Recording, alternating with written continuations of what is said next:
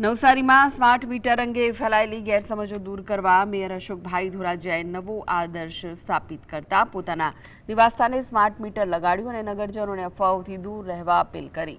રાજ્ય સરકારની RDSS યોજના હેઠળ DGVCL દ્વારા લગાવવામાં આવતા મીટરથી વીજ વપરાશમાં પારદર્શિતા આવશે અને ગ્રાહકો લાઈવ યુનિટ ચેક કરી શકશે। એટલું જ નહીં, સમયમર્યાદામાં મીટર લગાવનારને પ્રતિ યુનિટ 60 પૈસાની રાહત પણ મળશે। અત્યાર સુધીમાં નવસારીમાં 18,000થી વધુ સ્માર્ટ મીટર સફળતાપૂર્વક ઇન્સ્ટોલ કરવામાં આવ્યા છે, જે મીટર ફાસ્ટ ચાલવાની વાતોને માત્ર અફવા ગણાવે છે।